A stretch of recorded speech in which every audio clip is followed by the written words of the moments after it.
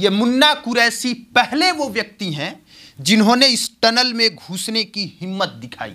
जो ये सुरंग में पहले दिल्ली के रहने वाले मुन्ना कुरैशी पहले वो शख्स हैं जिन्होंने हिम्मत दिखाई और तकरीबन 24 घंटे हाथ से उन पत्थरों को हटाया।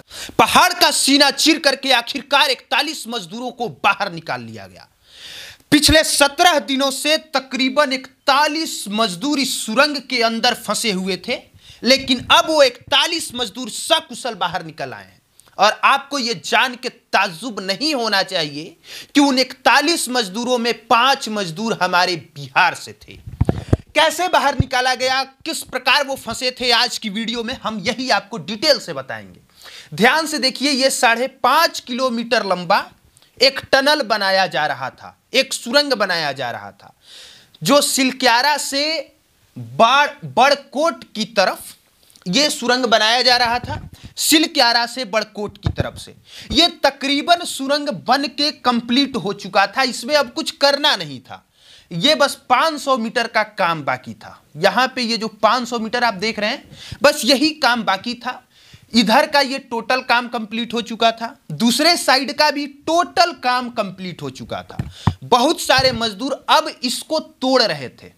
अगर इसको तोड़ दें तो ये अब सुरंग काम करना शुरू हो जाएगा, लोग आने जाने लग जाएंगे। लेकिन इसी दरमियान क्या हुआ दोस्तों कि जब काम खत्म हो गया, सभी मजदूर इस रास्ते से बाहर निकलने लगे, तब तक से ऊपर से मलबा गिरना शुरू हुआ। ये जो सुरंग है, ऊपर बहुत सारे पहाड़ हैं और वो पहाड़, मजबूत पहाड़ ऊपर से गिरने लगे और ये गिर करके पूरी तरह से ये रास्ता यहां पे रुक गया और 41 मजदूर इसी के अंदर फंसे रह गए। अब इस बात को समझिए कि अब ये मजदूर ना तो इधर निकल सकते हैं और ना इधर निकल सकते हैं, क्योंकि अभी ये काम कंप्लीट नहीं हुआ था, अभी इसका काम किया जा रहा था। अगर ये तोड़ लिया गया होता तो इधर से मलबा गिरा, फिर भी मजदूर ऐसे बाहर निकल सकते थे। लेकिन एक तो अधूरा काम इधर रह गया, इधर ऊपर से मलबा गिर गया, अब बेचारे मजदूर फंस गए। और जिस दिन पूरा देश दिवाली मना रहा था, जिस दिन पूरा देश रोशनी की जगमगाहट से पूरा देश जगमग हो रहा था, उस समय यह खबर निकल के सामने आई कि उत्तराखंड के उत्तरकाशी में 41 मजदूर फंस गए हैं। और इसके बाद की जो कहानी है वो हिला देने वाली है, क्योंकि 17 दिनों तक 41 मजदूर इसी टनल के अंदर रहे। यह टनल जिसके अंदर सूर्य की रोशनी नहीं पहुंचती। इन मजदूरों को अब यह भी नहीं पता था कि हम बच पाएंगे या निकल पाएंगे या हमारे साथ क्या होगा। लेकिन फिर दोस्तों क्या होता है कि 24 घंटे के बाद 13 नवंबर को, 12 नवंबर को ये मजदूर उस टनल में फंसते हैं और 13 नवंबर को मजदूरों से संपर्क स्थापित किया गया। एक पाइप के जरिए उन तक ऑक्सीजन पहुंचाया जाने लगा। यानी तकरीबन 24 घंटे तक इनको यह भी नहीं पता था कि बाहर लोगों को पता है कि नहीं कि हम इसमें दबे हैं या क्या होने वाला है, लेकिन किसी भी तरह से इन तक ऑक्सीजन पहुंचाने का काम शुरू किया जाने लगा, ऑक्सीजन पहुंचाया जाने लगा। अब फिर प्लानिंग हुई कि कैसे इन मजदूरों को बाहर निकाला जाए। तो ड्रिलिंग मशीन के सहारे प्लान बना कि ऊपर से ड्रिलिंग मशीन के सहारे छेद किया जाएगा। बता देते हैं आपको ड्रिलिंग मशीन क्या होता है। यहां पे देखिए, कुछ इस तरह का होता है ड्रिलिंग मशीन। जब पंखा वंखा आप अपने रूम में सेट करते होंगे या दीवालों में छेद करने वाला एक छोटा सा आपने देखा होगा, कुछ उस तरह का ड्रिलिंग मशीन होता है जो कितने भी मजबूत चीजों को तोड़ के वहां छेद कर सकता है। लेकिन यहां पे बड़े बड़े पत्थर, बड़े बड़े चट्टान, तो ड्रिलिंग मशीन के सहारे, ये समझिए ड्रिलिंग मशीन है और मलबे को हटाते ड्रिलिंग मशीन इस रास्ते को साफ करेगी। लेकिन पहला जो ड्रिलिंग मशीन आया, वो ड्रिलिंग मशीन बीच में ही टूट गया, क्योंकि पत्थर, चट्टान और धातु इतने मजबूत थे कि ड्रिलिंग मशीन भी उसको तोड़ नहीं पा रही थी। यहां पे आप देखेंगे तो इस चीज को हमने मेंशन किया हुआ है। 14 नवंबर को 800 से 900 मिलीमीटर डायमीटर की स्टील पाइप को ऑगर मशीन के जरिए, ऑगर मशीन ड्रिलिंग मशीन को कहते हैं, मलबे के अंदर डालने की कोशिश की गई, लेकिन मलबे के लगातार गिरते रहने से 2 मजदूरों को चोट भी लगी और इस दौरान मजदूरों तक खाना पानी पहुंचता रहा। 15 नवंबर को ऑगर मशीन से पूरी तरह संतुष्ट नहीं होने की वजह से नई state of the art auger machine की मांग दिल्ली एयरलिफ्ट से बुलाया गया। यानी कि पहली जो ड्रिलर मशीन आई, उस मशीन से यह काम संभव नहीं हो सका। मजदूर 2 दिन तक फंसे रहे, खाना किसी भी तरह इन तक पहुंचाया जाने लगा, पर ड्रिलिंग मशीन काम नहीं कर रहा था। फिर दिल्ली से दूसरा ड्रिलिंग मशीन मंगाया गया। फिर यहां से यह छेद करने की कोशिश की गई ड्रिलिंग मशीन से, और फिर ड्रिलिंग मशीन, फिर ऑस्ट्रेलिया से एक्सपर्ट आए। तकरीबन 19 भारत की 19 संस्थाएं, उनको काम पे लगाया गया, क्योंकि यह काम जितना आसान लग रहा था उतना आसान था ही नहीं। क्योंकि हुआ क्या कि जब ऊपर से ड्रिलिंग मशीन के द्वारा यह सोचा गया कि छेद किया जाए इसमें और 41 मजदूरों को बाहर निकाल लिया जाए, लेकिन फिर पता चला कि अगर ऊपर से छेद करेंगे तो पूरा ये जो पूरा पहाड़ी इलाका है वो सब इस कदर से बिगड़ जाएगा कि ये सब कुछ गिर सकता है, ये सब कुछ तबाह हो सकता है।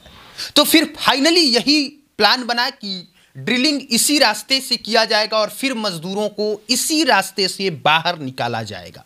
पर जो ड्रिलिंग मशीन होती है वो मशीन काफी बड़ी होती है, और उससे ड्रिल करते वक्त जो व्यक्ति इधर खड़ा है उसको ना नुकसान पहुंचे, ये भी देखना होता है।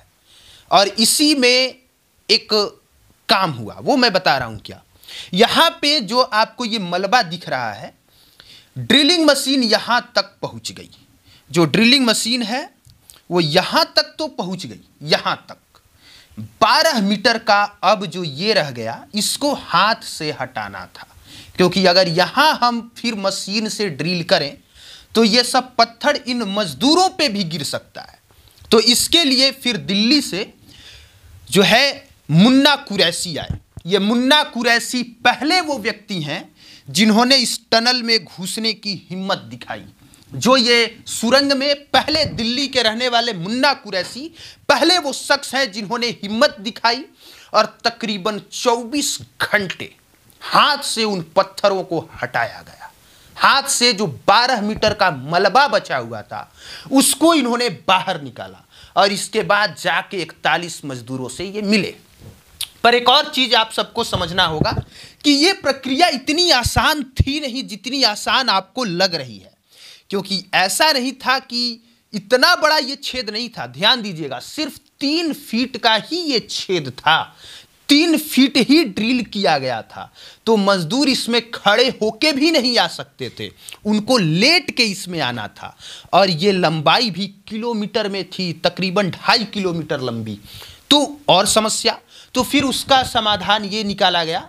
आपने अस्पतालों में स्ट्रेचर देखा होगा, स्ट्रेचर जिस पे पेशेंट जो है वो जिनको लिटाया जाता है, उसी स्ट्रेचर के दोनों साइड रस्सी बांधी गई, और उस रस्सी को उसको पुश करके पहले एक एनडीआरएफ का जो सदस्य था वो उस स्ट्रेचर को इसमें लेके गया, और एक मजदूर को इसमें बैठाया गया, और फिर पुश करके स्ट्रेचर के सहारे उस स्ट्रेचर पे लिटा करके एक एक करके 41 मजदूरों को सकुशल बाहर निकाल लिया गया। लेकिन इस बीच क्या क्या घटना हुई वो अब हम आपको बताते हैं। 14 नवंबर, 15 नवंबर, फिर 16 नवंबर आया। 16 नवंबर को नई ड्रिलिंग मशीन ने काम करना शुरू हुआ, क्योंकि स्टार्टिंग में मैंने बताया कि ड्रिल मशीनें टूट जा रही थी, ड्रिल मशीनें काम नहीं कर रही थी, पत्थर और धातु इतने मजबूत थे। 17 नवंबर को फिर दूसरी ऑगर मशीन मंगाई गई, यानी कि 13 नवंबर से 17 नवंबर तक, 13, 14, 15, 16, 17, 5 दिन, और 5 दिन में 2-3 बार ड्रिलिंग मशीन बदल दी गई। 18 नवंबर को जब यह समझ में आ गया कि काम इतना आसान नहीं है, तो जो पीएमओ के अधिकारी हैं वो और विशेषज्ञों ने एक नई योजना पे काम शुरू करने का आदेश दिया। 19 नवंबर को ड्रिलिंग बंद रही। इस दौरान केंद्रीय परिवहन मंत्री नितिन गडकरी जी ने बचाव कार्यों का जायजा लिया। 20 नवंबर को प्रधानमंत्री नरेंद्र मोदी ने बचाव कार्यों का जायजा लेने के लिए उत्तराखंड के जो सीएम धामी हैं उनसे फोन पर उन्होंने बातचीत की और 21 नवंबर को मजदूरों का वीडियो पहली बार सामने आया। यानी पहली बार 21 नवंबर को मजदूर नजर आए, मजदूर उसमें दिखे और जब दिखे तब जाके सबने राहत भरी सांस ली कि कम से कम अंदर जो मजदूर हैं वो सारे के सारे सकुशल हैं। फिर 23 नवंबर को जब ड्रिल किया जा रहा था तो इस टनल में दरार दिखा और उस दरार की वजह से ड्रिलिंग बंद कर देनी पड़ी, क्योंकि अगर दरार हुआ ड्रिलिंग की वजह से तो फिर पूरा का पूरा जो सुरंग है वो गिर सकता है और अगर सुरंग गिरा तो जो 41 मजदूर हैं वो उसमें दब के मर सकते हैं। 24 नवंबर को शुक्रवार को दोबारा ड्रिलिंग शुरू हुई, फिर रुका, फिर मैनुअल ड्रिलिंग शुरू की गई और सिलक्यारा बाराकोट 26 नवंबर को सिलक्यारा बाराकोट सुरंग के ऊपर पहाड़ी पर वर्टिकल ड्रिलिंग शुरू की गई। यानी 26 नवंबर को ऊपर से, एक तो इधर से ड्रिल पहले से किया जा रहा था, 26 नवंबर को ऊपर से ड्रिल किया जाने लगा। जब ये ड्रिलिंग मशीन आगे तक पहुंच गई तब कि अगर ऊपर से कुछ गिरेगा भी तो वो रुकेगा, मजदूरों के सर पे जाके नहीं गिरेगा। और 28 नवंबर को दोपहर में रेस्क्यू टीम के लोग मजदूरों तक पहुंच गए और सुरंग में पाइप डालने का काम पूरा हुआ और मजदूर अब हमारे बीच कल ही सुरक्षित बाहर निकल आए हैं। उसमें आपको बताते चलें कि 5 मजदूर बिहार के थे, उड़ीसा के भी 2 मजदूर थे, उत्तराखंड और आसाम से भी एक मजदूर थे। पर हमारे बिहार से, मतलब अगर मजदूरों वाला काम हो और बिहार से मजदूर ना हो, ये नहीं हो सकता। बाकी आप क्या सोचते हैं, ये तस्वीरों के द्वारा हमने समझाने और बताने की कोशिश की है। आप क्या सोचते हैं इस पर अपनी राय दे सकते हैं। आप देख रहे थे पब्लिक प्लेटफॉर्म। मेरा नाम कुमार अभिनव है। देखने के लिए धन्यवाद।